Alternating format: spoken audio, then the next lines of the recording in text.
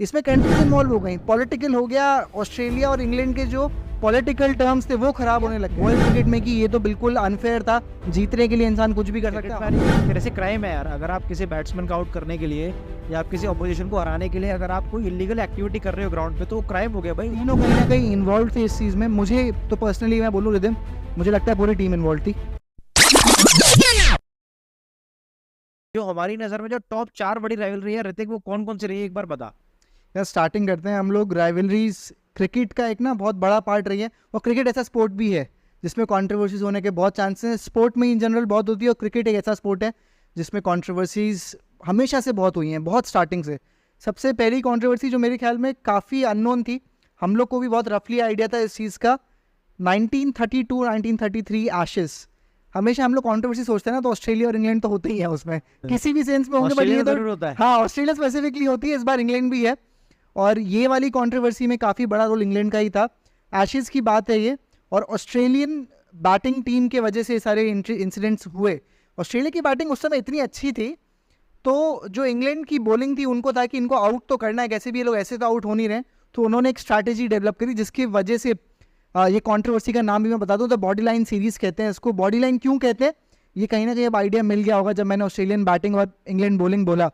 उन लोगों ने देखा कि इनको आउट करना वैसे मुश्किल है। उस समय पर डॉन ब्रैडमैन का एक बहुत बड़ा नाम था, हम जानते हैं कि कितने बड़े प्लेयर रह चुके हैं वो अपने टाइम पे।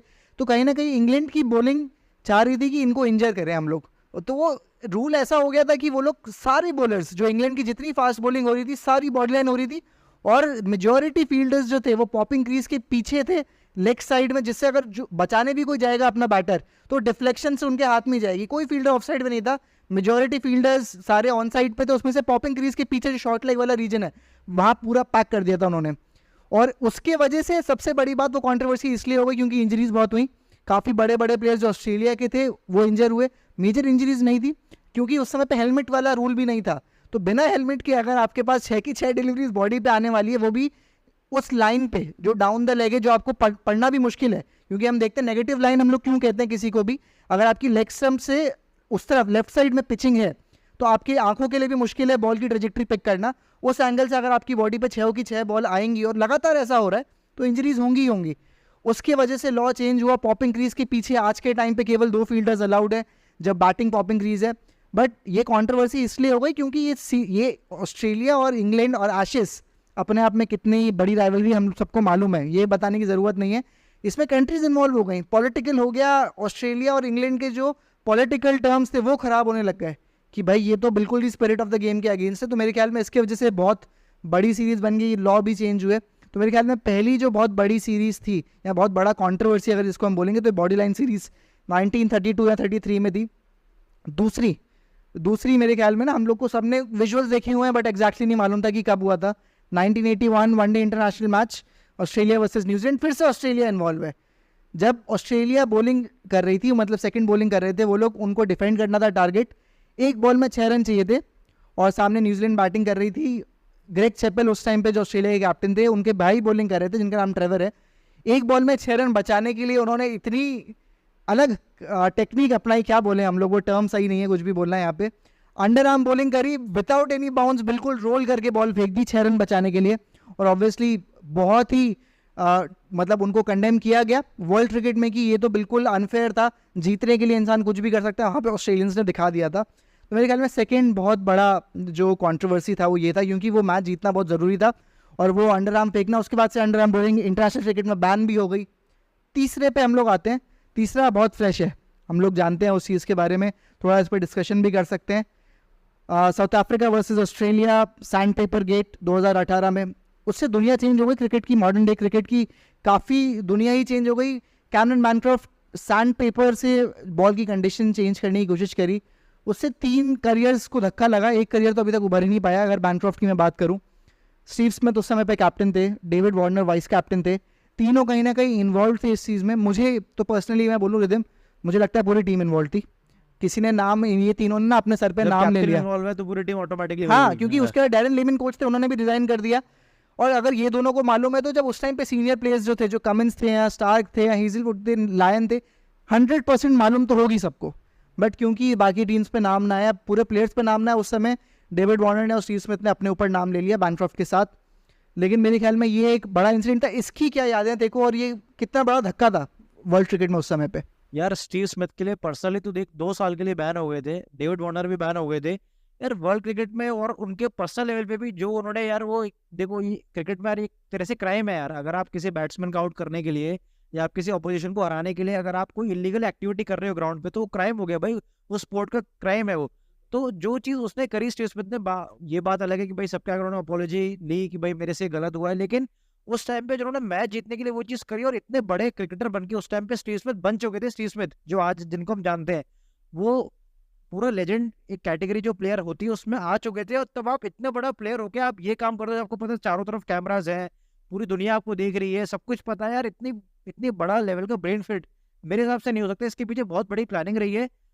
सैंड पेपर यार यूज इसलिए होता है कि आप बॉल को स्विंग करके आप बैट्समैन को आउट कर दो वहीं पे, तो ये यूज है। लेकिन इतना बड़ा प्लेयर होके पूरी दुनिया के सामने आपने ये काम करा, तो मेरे हिसाब से यार ऑस्ट्रेलियंस का जो नाम खराब है उसमें एक बहुत बड़ा ये थप्पा भी लगा है।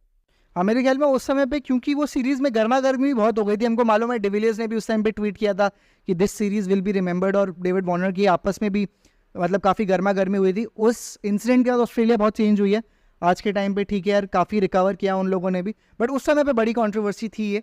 और कहीं ना कहीं हम लोग बैनक्रॉफ्ट की बात करते हैं, उनका करियर आज भी रिवाइव नहीं हो पाया है, और बहुत सारे रीजंस रहे हैं इसके पीछे। डोमेस्टिक में उनके बहुत रन आए, लेकिन मेरे ख्याल में जब आपकी एक बार इमेज ऐसी सेट हो जाती है ना, तो आपको सिलेक्टर्स कम चांस देते हैं, और ये अभी हो रहा है उनके साथ। तो मेरे ख्याल में ये काफ़ी बड़ी कंट्रोवर्सी थी। इसके अलावा लास्ट पे हम लोग बात करते हैं, रिसेंट ईयर्स में ही हुई है 2010 Pakistan England test series. 3 players इसमें इन्वॉल्व थे, और तीनों काफ़ी उस समय पे प्रोमिनेंट प्लेयर्स थे पाकिस्तान के, मोहम्मद आसिफ, मोहम्मद आमिर और सलमान बट। ये मेरे ख्याल में काफ़ी बड़ी चीज़ थी, ये तो स्पॉट फिक्सिंग थी इसमें। मतलब जो अभी तक हम लोग बात करें, जो एक्टिविटीज़ रही हैं या जितना इन्वॉल्वमेंट प्लेयर का रहा है, अगर इन टर्म्स ऑफ मैं बोलूँ कि ऑफेंस, या फिर हम लोग बात कर सकते हैं कितना बड़ा पनिशमेंट अगर हो सकता है, तो सबसे बड़ी चीज़ ये थी स्पॉट फिक्सिंग करना। नो बॉल्स सबको याद है, मोहम्मद आमिर की वो नो बॉल जो इतनी आगे थी, और उस समय मोहम्मद आसिफ और सलमान भट्ट के ऊपर इतना मुझे भी आइडिया उस समय पे नहीं था, बट मोहम्मद आमिर और मोहम्मद आसिफ उस समय पे यार कितने बड़े प्लेयर्स थे पाकिस्तान के लिए, स्पेशली मोहम्मद आसिफ यार। मतलब हमने इतना सुना है AB डिविलियर्स के मुंह से या वसीम अकरम के मुंह से कि यार क्या स्किल थी उस इंसान के पास, लेकिन क्या लगता है यार पाकिस्तान का क्रिकेट हमेशा से इन्हीं सब चीज़ों के चक्करों में सफ़र करा उन्होंने। यार पाकिस्तान ने सफर तो बहुत किया है यार, क्योंकि स्पॉट फिक्सिंग शायद सबसे ज्यादा केसेस आए पाकिस्तान की साइड से आए हैं यार। मोहम्मद आमिर इतना बड़ा बॉलर मेरे हिसाब से यार, जो विराट कोहली अपने मुंह से ये बात बोल चुका है कि अगर मैंने सबसे डिफिकल्ट कोई बॉलर फेस करा तो मोहम्मद आमिर है। उस टाइम पे यार मोहम्मद आमिर लेजेंड थे पाकिस्तान के, मेरे हिसाब से पेस अटैक को उनको लीड करते थे मोहम्मद आमिर, और 3-4 नो बॉल इकट्ठे फेंकना, और आप पैसों के लिए वो अपने नेशन को पीछे रख के आप वो मैच हार रहे हो यार। आपने अपनी कंट्री को सब भूल गए कि हम लोग क्यों स्पोर्ट खेलते हैं, हम लोग क्यों आते हैं, हम बचपन में इतनी मेहनत करते हैं कुछ पैसों के लिए, जो वो as a cricketer as a sportsman आप कभी भी कोई भी लीग खेल के कमा सकते हो यार। क्रिकेट में पैसा भी इतना बड़ा चीज नहीं रहा है, क्योंकि वो इजीली बहुत एक्सेसिबल बन चुका है। तो यार इतने बड़ा प्लेयर होके आप इतनी छोटी चीज आपने कर दी, आपने अपने साथ साथ अपने देश का पूरा नाम डुबाया। पाकिस्तान वैसी इन चीजों के लिए सफर करता हुआ है ना, उनकी कंट्रीज में मैचेस होते थे, प्लस जब ये एक्टिविटीज दूसरे देश में जाके आप करते हो तो यार ओवरऑल पूरा बोर्ड और पूरा क्रिकेट सफर करता है कि भाई उस देश में ना मैचेस होंगे, ना उस देश के प्लेयर्स को इतना अच्छी नज़रों से देखा जाएगा जो हम आज दूसरी कंट्रीज के प्लेयर्स को देखते हैं। हाँ, मेरे ख्याल में ये कुछ इंसिडेंट्स रहे थे जिनके वजह से मतलब क्रिकेट का दुनिया चेंज हो गया। रेगुलरली चीज़ें होती हुई, कंट्रोवर्सीज। मोहम्मद आमिर ने जो उस समय पे किया, ये अच्छी बात है कि लर्निंग लेके कम बैक किया उन्होंने, ये एक सबसे इंपॉर्टेंट चीज़ है। और आज के टाइम पे टोटली पूरे डिफरेंट इंसान है, समझ आ चुकी है। उस समय पे यंग भी बहुत थे यार, 17 साल की उम्र में ना, मेरे ख्याल में शायद बहुत ज़्यादा समझ नहीं थी चीज़ों की, और कोई समझाने वाला भी नहीं था। तो मेरे ख्याल में ये कुछ दिक्कतें रही थी उनकी। मोहम्मद आमिर ने तो रिकवर कर लिया, बट बाकी दोनों प्लेयर्स रिकवर भी नहीं कर पाए। मेरे ख्याल में ये कुछ 3-4 इंसिडेंट्स थे जो क्रिकेट की हिस्ट्री में शायद जब तक क्रिकेट रहेगा तब तक ये इंसिडेंट्स भी लोगों को याद रहेंगे। बट ये अच्छी बात है कि जिन लोगों ने गलतियाँ करी उसके बाद कहीं ना कहीं समझे, उनको सुधारा उन्होंने, और आज एक अच्छे पोजीशन पे हैं। तो मेरे ख्याल में ये अच्छा काफ़ी रहा उस चीज़ पे। और ये कुछ राइवलरीज रही है जो मैंने और ऋतिक ने शॉर्टलिस्ट करी है कि हमारे हिसाब से 4 बहुत अच्छी राइवलरीज रही है। मैं ये चाहूँगा कि आपके हिसाब से टॉप इनमें से कौन सी राइवलरी है, आप जरूर कमेंट सेक्शन में बताइए।